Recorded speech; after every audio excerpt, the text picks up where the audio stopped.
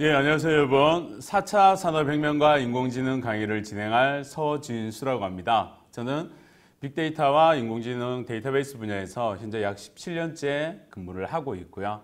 현업에서 일을 하고 있다 보니까 특히 요즘은 이제 인공지능이 많이 핫한 이슈잖아요. 그래서 그쪽 관련된 일을 직접 하고 있어서 요즘 이 세상이 특히 대한민국과 이 주위를 둘러싼 세상이 어떻게 변하고 있는지를 직접 몸소 많이 느끼고 있어요. 그런 내용들을 여러분들께 현장감 있게 이렇게 다양하게 정리를 해서 전해드리겠습니다. 자, 오늘은 첫 번째 시간으로 도대체 인공지능이 우리 생활에 어떻게 적용되고 있는지. 보통 우리가 인공지능 하면 뭔 영화의 얘기 아니냐 이렇게 얘기하잖아요. 근데 그게 아니고 우리 생활에 어떻게 적용되고 있는지를 다양한 사례를 통해서 먼저 보여드리겠습니다. 자, 이런 상황을 한번 가정을 해볼까요? 예를 들어서 택시를 탔는데 평소에 요금이 10,000원이 나오는 거리였다고 가정할게요. 평소에 요금이 10,000원이 나왔는데 오늘은 비도 오고 차가 좀 막히네 싶었는데 내릴 때 기사가 손님 요금 80,000원이에요 하는 거죠. 8배. 여러분들 같으면 내겠어요? 안 내겠죠, 그죠? 그래가지고 아니 아저씨 이게 무슨 농담도 아니고 아니 평소에 10,000원 나오던 거리가 어떻게 80,000원이 나와요? 그러니까 택시기사가 하는 얘기가 손님 요금은요 저희가 결정하는 게 아니고 인공지능이 결정하거든요. 80,000원 내세요. 이렇게 하는 거예요. 그래서 이 사람이 우리 당연히 안 내겠죠, 그죠? 자, 이런 시대 택시 요금을 인공지능이 결정을 하는 시대. 먼 미래의 얘기 같지만 절대 아닙니다. 이미 와 있습니다. 자, 화면에 보시는 대로 미국의 우버 택시. 우버는 다 아시죠? 그죠? 자, 이 신문 기사가 나온 게 2017년 4월이에요. 미국의 우버 택시가 가격 결정을 사람이 하는 게 아니고 인공지능이 하는 시스템으로 가서 우버를 이용한 사람이 요금이 8배가 나오니까 이게 말이 됩니까? 라고 소송을 건 거예요. 미국이. 실제 있었던 사건입니다. 소송을 걸었어요. 그래서 이제 판사 앞에 이렇게 또 가서 우버 쪽 사람이 이렇게 앉아서 우리는 인공지능이 첨단 기술이 요금을 결정하기 때문에 우리도 어쩔 수 없어요. 무조건 내야 돼요. 라고 주장했고 이쪽에 이제 그 손님은 아니 아무리 첨단 기술이라도 그게 말이 돼요. 말이. 진짜 이게 무슨 장난하는 것도 아니고 이렇게 소송을 붙은 거예요. 그래서 결론이 났는데 여러분들 같으면 누구 편 드시겠어요? 우버 편을 드실지 사람 편을 드실지. 사람 편 들겠죠, 그죠? 판사도 사람인데 그래서 사람 편을 들었어요. 사람 편을 들어서 우버한테 야, 아무리 첨단 기술이라고 하지만 그건 너무한 거 아니냐? 8배가 뭐냐? 그냥 요금 받으세요. 평소에 요금 받으세요. 뭐 이렇게 한 거예요. 그래서 결국엔 사람 편을 들었는데 먼 미래가 아니죠, 그죠? 이게 이제 곧 우리나라에 들어오고 그리고 우리나라도 이거 비슷한 거 하고 있어요. 카카오 택시부터 해서 여러 이 운송업자들이 요금들을 노선 결정하고 요금 결정하는 거를 사람이 하는 게 아니고 인공지능이 하도록 그런 시스템을 만들고 있습니다. 만들고 있는데 이제 이렇게 오픈을 하면 당장 오픈을 하면 반발이 좀 심하죠. 심하기 때문에 그냥 조용히 이렇게 가랑비에 옷 젖듯이 이렇게 하고 있는 것뿐이지. 하여튼 무서운 세대입니다, 그죠? 절대 인공지능이 저 멀리 영화에 있는 그런 얘기가 아니에요. 그래서 요즘은 미국에서 뭘 하고 있느냐면, 자, 다음 화면에 보시면 인공지능 판사. 미국에서는 판사를 인공지능으로 교체를 하는 프로젝트를 하고 있죠. 근데 이게 최근에 한 얘기가 아니고요. 이미 미국에서는 2016년에 인공지능 판사가 나왔어요. 기술적으로. 이거 어떻게 하느냐면 실제 재판 판결과 인공지능 판사한테 시킨 판결이 거의 80% 정도 유사하게 나왔다고 하는 거죠. 이거 어떻게 측정을 했냐면 이미 판결 난 사건들 있죠. 판결 난 사건들을 인공지능한테 다시 집어넣은 거예요. 다시 집어넣고 인공지능 판사한테 야 네가 판결해봐 라고 해서 시켜보니까 사람이 판결한 것과 이 인공지능 판사가 판결한 게 거의 약 한 80% 정도 유사하게 이렇게 나왔다는. 그래서 기술적으로는 이미 택시 요금 결정하는 것부터 그다음에 이 판사 이런 것들이 기술적으로는 인공지능으로 다 구현이 끝났어요. 근데 이거를 이제 바로 적용을 하기에는 기존에 택시 거기 적용하면 뭐 택시 기사들이나 그쪽 관련된 종사자들 다 실업자 되잖아요. 자, 판사에 그걸 집어넣는다. 판사들 다 실업자 되니까 이제 점점 병행해서 갈 뿐이에요.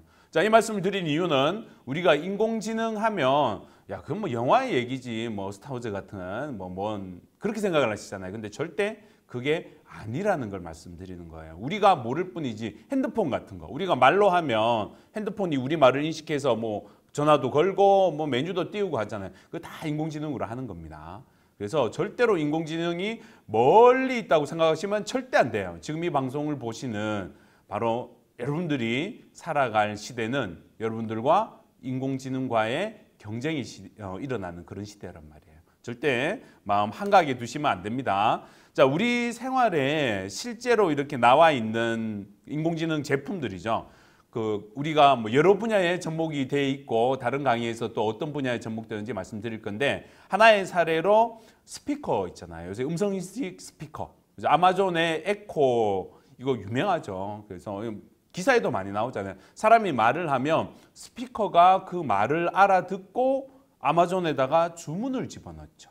예를 들어서 제가 스피커한테 에코야 물티슈 하나 시켜 하면 이 에코가 제 말을 알아듣고 아마존에 물티슈를 주문을 해주는 거예요. 자, 이게 에코뿐만 아니고요. 국내에도 지금 많이 하고 있습니다. SKT에서 누구라는 인공지능이 있죠. 그 다음에 카카오에서도 하고요. 카카오에서도 미니 있잖아요. 네, 라이언 모양으로 스피커 같은 거. 그 다음에 네이버에서도 하죠. 그래서 그 스피커들한테 우리가 야 오늘 비가 이렇게 오니까 뭐 좀 분위기 있는 발라드 틀어줘 하면 틀어주잖아요. 그리고 유선 방송에서도 저희 집은 이제 저희 집이 쓰는 그 TV는 요새 뭐 다 그러겠지만 리모컨에다 대고 뽀로로 하면 얘가 리모컨이 음성을 알아듣고요. 뽀로로 프로를 찾아줘요. 자동으로. 우리가 얘기하는 걸 다 인식해서 찾아준단 말이에요. 인공지능이 우리 생활에 굉장히 가까이 와 있습니다. 네, 그래서 우리가 지금 먼 미래라고 생각하시면 절대 안 돼요. 자, 그 다음에 좋은 일도 많이 합니다. SK 주식회사, SK CNC하고 그 다음에 AUD라는 사회적 협동조합이 있는데 우리 시각장애인 분들 있잖아요. 그분들이 책을 눈이 잘 안 보이시니까 점자책을 읽거나 뭐 이렇게 해야 되잖아요. 그런데 목소리 기부 캠페인을 해요. SK CNC하고 AUD 그 사회적 기업 협동조합하고 그래서 책을 읽어주는 거예요. 저희가 책을 들고 이렇게 쭉 읽어주면 SK에서 만든 인공지능 에이브릴이라는 애가 있거든요. 우리가 읽어주면 우리 읽어준 목소리를 그대로 인식을 해서 시각장애인들이 책을 들을 수 있게끔 마치 우리가 엄마가 아기한테 책 읽어주면 아기는 글자를 몰라도 그 읽어주는 얘기 듣는 것처럼 앞에 안 보이시는 분들께 그런 사회적 봉사를 하는 이런 데도 인공지능을 활용하고 있습니다. 현재 하고 있는 내용이에요. 자, 콜센터 업무. 콜센터에도 인공지능이 많이 접목이 되고 있어요. 무슨 얘기냐면 저희가 콜센터에 전화를 하잖아요. 전화를 해서 뭐 이렇게 저렇게 물어보는데 이게 잘 생각해 보시면 콜센터에 전화해서 물어보는 내용은 사실 거의 정해져 있거든요. 예를 들어서 통신사다. 전화통신사. 그럼 제가 전화를 해서 저 이번 달 요금 얼마예요? 뭐 이런 거 물어보겠죠. 그러면 제가 콜센터에 전화를 하면 이 인공지능이 지금 전화한 고객이 뭘 물어볼지를 미리 예측을 하는 거예요. 예측을 해서 화면에 메뉴를 불러줄 때 예를 들어서 제가 요금 관련된 문의로 과거에 전화를 많이 했다 치면 제가 전화를 딱 하면 이 인공지능이 이 사람은 예전부터 요금 관련된 문의를 많이 하더라 이러면 전화를 딱 하면 인공지능이 첫 멘트로 요금 문의는 1번 그 다음에 뭐는 2번 근데 예를 들어서 홍길동 씨가 전화를 해가지고 여보세요 거기 위치가 어디예요 이걸 많이 물어봤다고 치면 홍길동 씨가 전화를 딱 하면 위치 안내는 1번 요금 문의는 2번 이렇게 메뉴가 바뀌는 거예요. 그래서 이제 이렇게 해가지고 우리 입장에서는 콜센터 전화해가지고 내가 필요 없는 메뉴인데 자꾸 듣고 시간만 걸리고 듣고 이러기 귀찮잖아요. 근데 내가 원하는 메뉴를 전화를 건 사람에 맞춰서 바로바로 대응을 하는 그런 시스템 통신사에서 요즘 하고 있습니다. 그래서 이런 시스템들이 인공지능이 전부 다 활용이 되고 있는 사례들이에요. 신문 기사, 이거 로봇 기자가 쓴다는 거는 뭐 이미 널리 알려진 사실이에요. 외국에서는 몇 년 전부터 이미 숫자 위주로, 예를 들어서 뭐 스포츠 프로 같은 거 있죠. 누가 몇 대 몇으로 이겼고 지고 뭐 공 몇 개 던지고 이러는 딱 수치가 딱 정해져 있는 데이터를 가지고 기사 만드는 거, 그런 거, 경제 성장률이 어떻게 저렇게 되고 뭐 이런 수치 딱 나오는 거 있죠. 이런 기사들은 대부분 이미 로봇 기자가 다 쓰고 있습니다. 우리가 수치만 딱 넣어주면 로봇 기자가 앞뒤 문맥 딱 맞춰서 아깝게 졌어요 뭐 이런 거 있잖아요. 정말 사람처럼 기사를 보면요. 지금 방송을 보시는 여러분들이 핸드폰으로 인터넷 기사, 이렇게 특히 스포츠 기사, 월드컵 기사 이런 거 막 봤을 때 나오는 그 기사들 대부분 로봇 기자들이 쓰고 있거나 그 주제를 추리거나 이런 작업들을 해요. 옛날에는 사람이 100%, 기자가 100% 썼다면 이제는 대부분 로봇 기자가 그걸 쓰고 있습니다.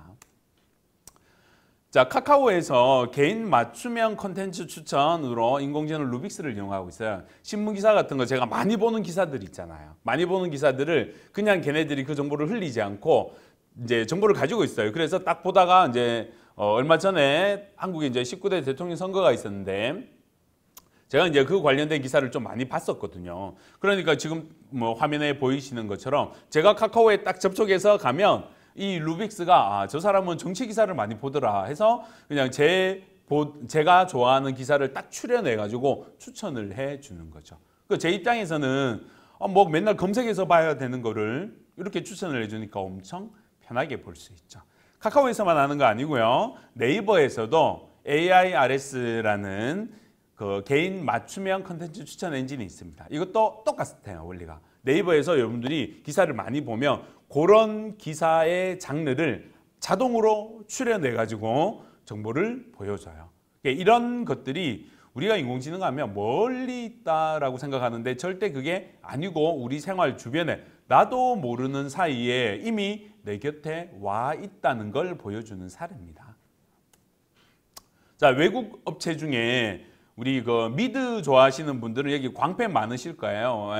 이게 뭐 밤잠 안 자가면서 저도 미드 이렇게 한번 꽂히면 힘들잖아요. 시리즈가 뭐 12편, 뭐 20편 막 이렇게 나와 있으니까 다 보고 자야 직성이 풀리죠. 그죠?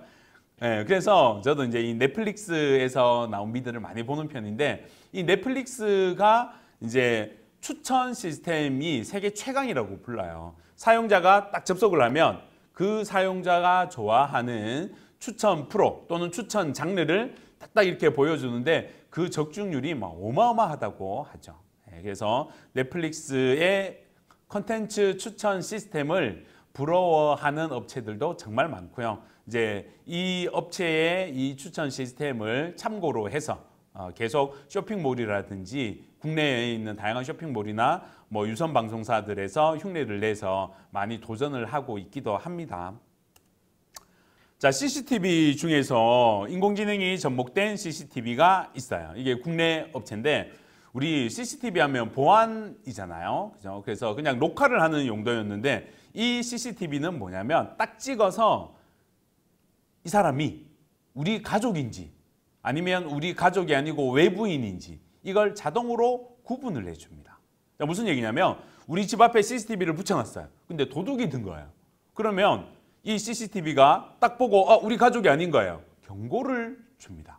이상한 사람이 근처에서 얼쩡거린다. 그러니까 사람이 옥상에서 올라가서 보는 것처럼 CCTV가 우리 가족이냐 또는 우리가 아는 사람이냐 아니면 처음 오는 사람이냐 이렇게 구분을 해가지고 사용자가 설정한 설정에 따라서 경고를 해주고 알람을 알리는 이런 CCTV에도 인공지능이 접목이 돼 있어요. 얼굴 찍어서 이 얼굴이 누구냐 이거 파악하는 과정에서 인공지능이 동작을 하고요. 또 이게 이제 국내 업체에서 만들어서 상당히 자랑스러운 업체입니다. 얼마 전에 한국에서 평창 동계올림픽이 열렸어요. 그때 이제 굉장히 큰 화두가 뭐였냐면 동계올림픽 개막식하고 폐막식에서 드론 수백 대 수천 대가 그 동계올림픽 마스코트도 이렇게 막 하고 오륜기도 막 그리고 해서 와 정말 대박 멋지다 그랬거든요. 인텔에서 그런 드론을 띄웠죠. 인텔에서 이렇게 드론을 띄웠는데 중국에서 그걸 보고 아이디어를 얻어서 어떻게 했냐면 중국에 보면 만리장성이 있잖아요. 만리장성이 엄청나게 길거든요. 한 6,000km가 넘는데요.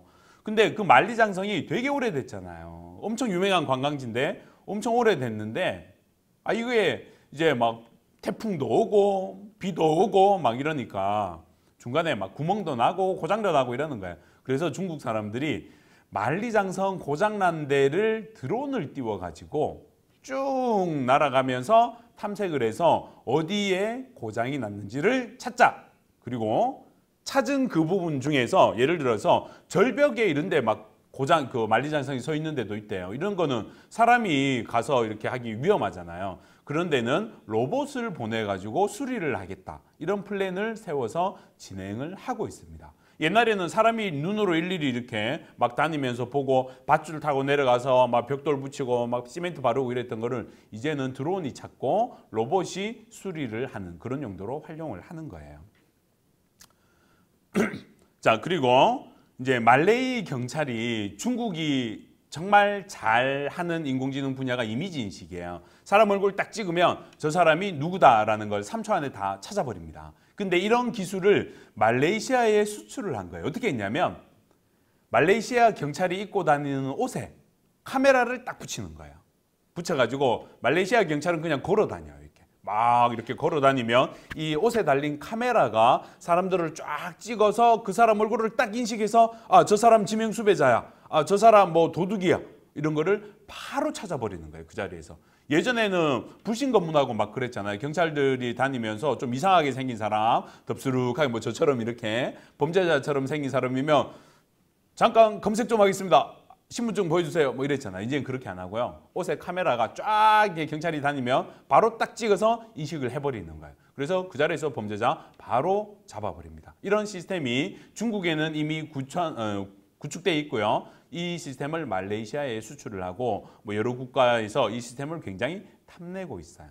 대단한 시스템이죠. 이때 사진을 인식하는, 얼굴을 인식하는 이걸 인공지능이 처리를 하는데 적중률이 99.7%랍니다.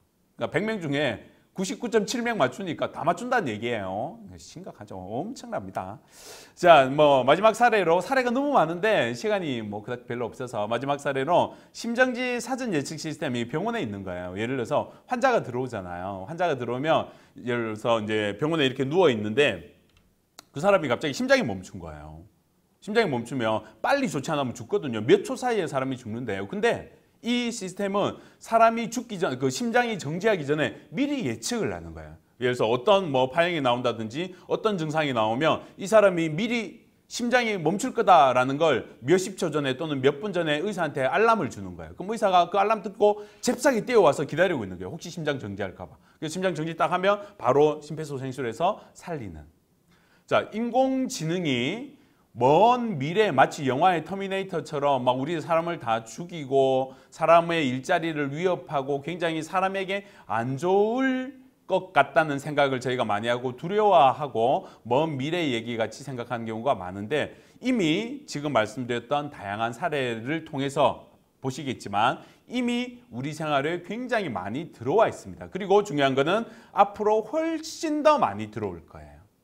우리가 사는 특히 이 방송을 보시는 여러분들이 취업을 하고 살아가는 그 시대에는 거의 모든 일들이 인공지능으로 이루어질 그런 사회가 될 거란 말이에요. 그래서 우리가 멀리 있는 미래라고 생각하지 마시고 내 현실이구나 생각하고 이걸 어떻게 잘 활용하고 공부를 하고 준비를 해야 되겠다라고 생각을 하시고 그렇게 또 대비를 하시는 여러분들이 되시면 좋겠다라는 생각에서 첫 번째 시간으로 생활 속의 인공지능 활용을 말씀을 드렸습니다.